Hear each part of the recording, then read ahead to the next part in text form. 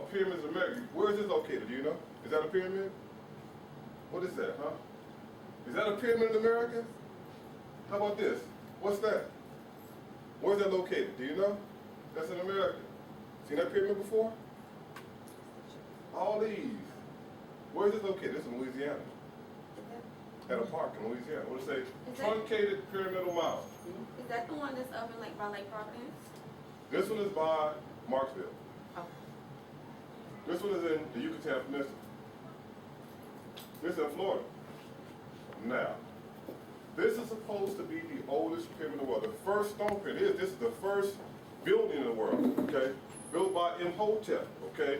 The Great Pyramid of Saqqara, okay? The world's first architecture. Imhotep, the great multi-genius, was the first architect. He's given credit for building the first stone pyramid in the world. The first pyramid of stone, Imhotep is the architect of the first stone pyramid, okay? Imhotep was also a chief physician. He was a chief surgeon. He taught other surgeons in Egypt 3,000 years ago. Before anybody lived in Europe, Imhotep was in Egypt teaching, Sekhmet, teaching among other things, music, architecture.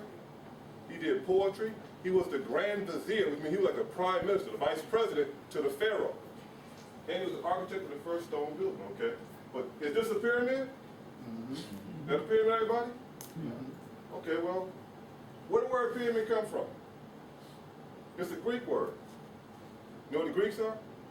The Greek civilization is the first civilization in Europe, okay?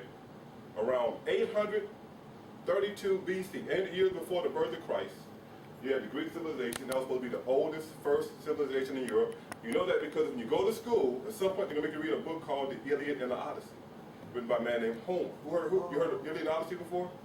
That's the first writing ever out of Europe, dated 800 BC. So at 1000 BC, no civilization in Europe. Okay, 800 BC, the first writing out of Europe. Okay, so this Greek word right here is a replacement for this word here. In ancient times, there were no vowels. You just had consonants, and you had something called tone. You pronounce the word. This word here is pronounce that word without vowels. Say that. Merkut.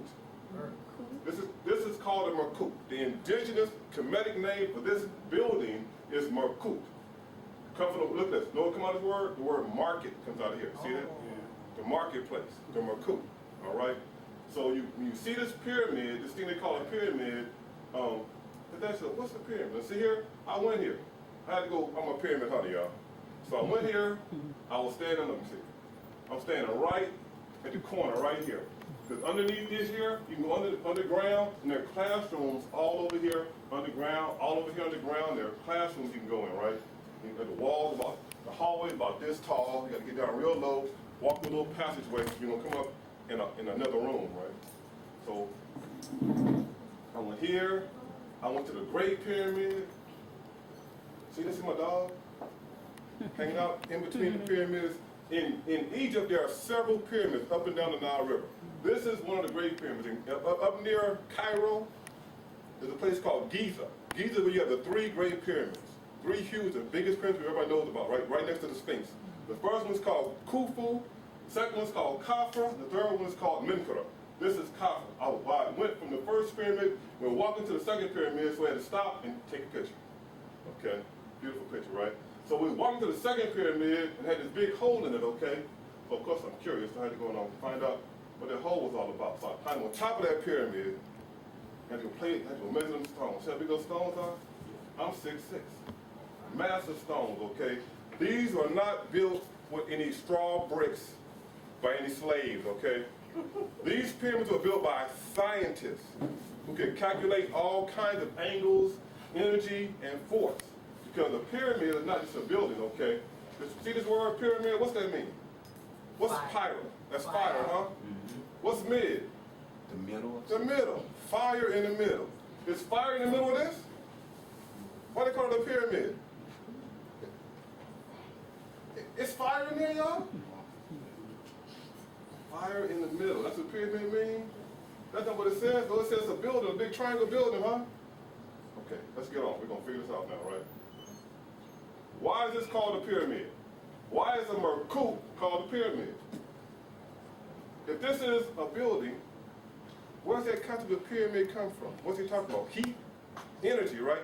So look at this thing right here.